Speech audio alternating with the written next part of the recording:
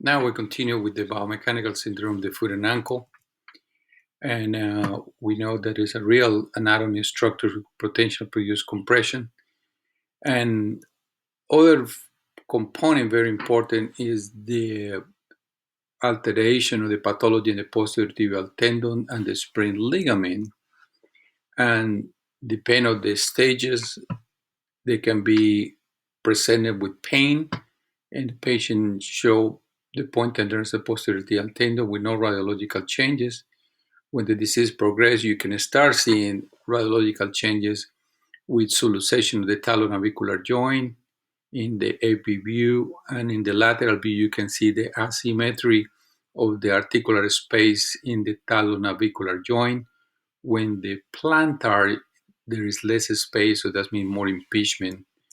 When the disease progresses, you can see changes in the subtalar joint, arthritic changes, and finally in the 4, you can see severe changes in the ankle joint.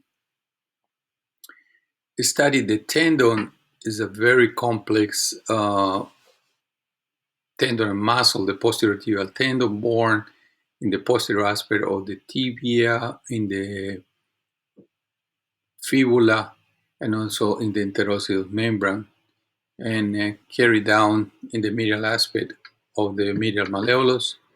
And you can see how run very close with the flexor digitalis longus. When we release the abductor hallux, you can see that the nerve is present very closely.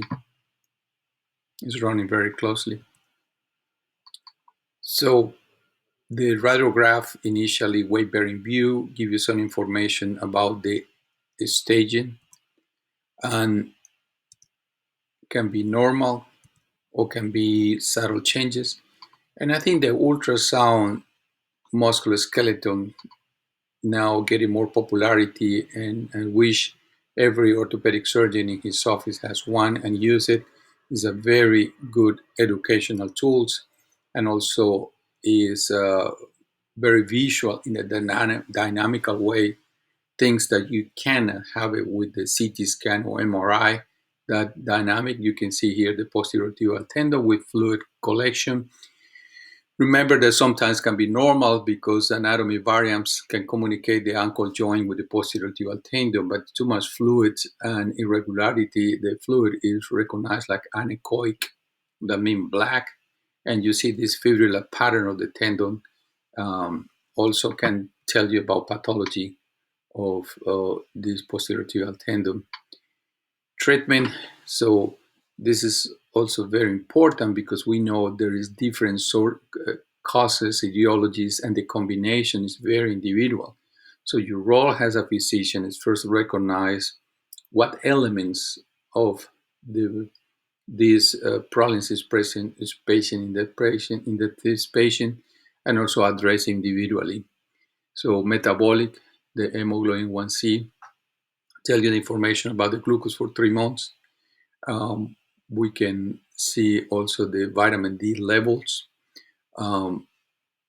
the deficiency in vitamins. There are substances that the body cannot produce and is needed, like B6, B12, can produce also neuropathies. There is some medication also. Remember, patient with cancer, those chemotherapy, there is very common sources for neuropathy, secondary for this toxicity of these drugs they've been using for to control the cancer in these patients. Radiation therapy also is another reason. So treatment. So remember the gastrocnemius. I think this is the initial element that produced the cascade of these events, who ended up with the rocker bottom deformity, so contraction of the gastrocnemius. And remember the posterior sural muscle is 3 components: is the gastrocnemius, or the triceps, and the soleus. If you look the anatomy of the gastrocnemius, they turn in your insertion in the Achilles, and the section is PM, that's mean posterior medial. So when it's contract, you can see they force the foot to be in hyperpronation. So stretch it out the posterior tibial tendon, stretch it out the nerve, and continue the deformity in the spring ligament.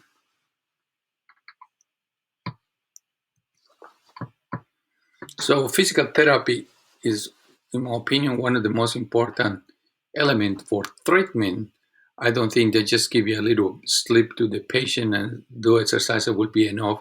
This is a serious pathology with serious consequence, and they should be addressed by a professional PT. So I think the physical therapist plays a very important role in the treatment and recovery and full function of these patients.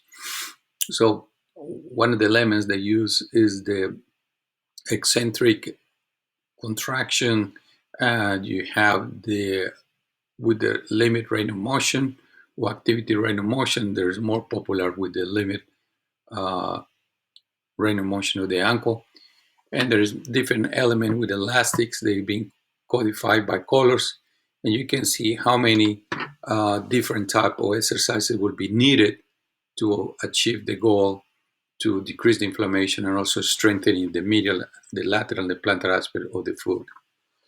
Talking about the support, that's the role in acute phases. I think the cam boot cast, it would be needed between 6 weeks. After that, they can be transferred to TCIA, meaning a total contact insert accommodative.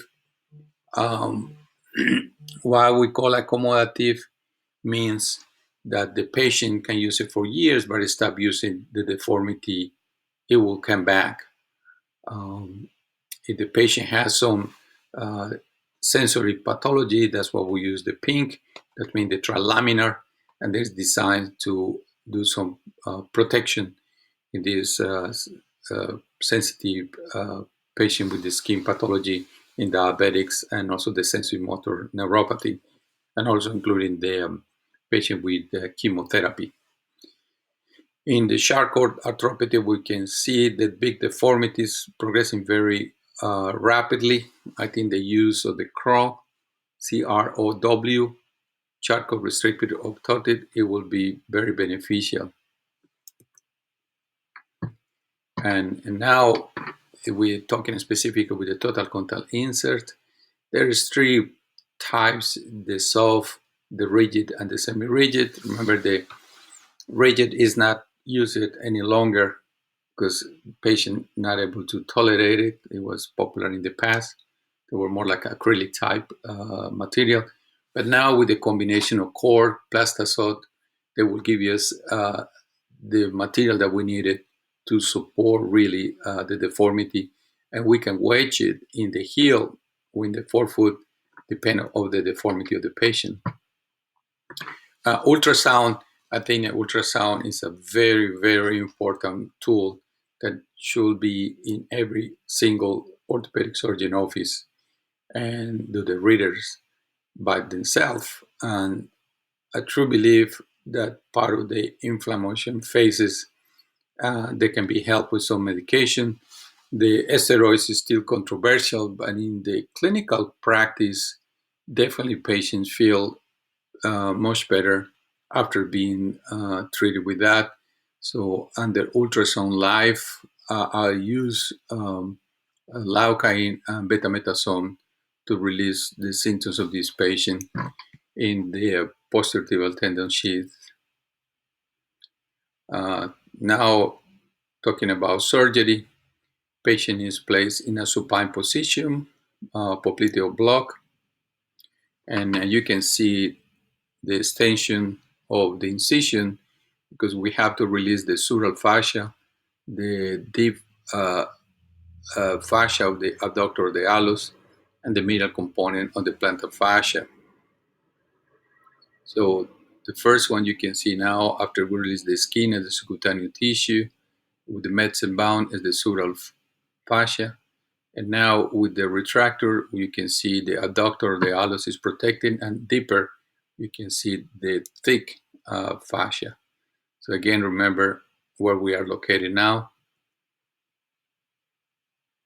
And Initially, patients will be continuing no weight bearing, and the physical therapy will restart to increase the mobility and the sensation.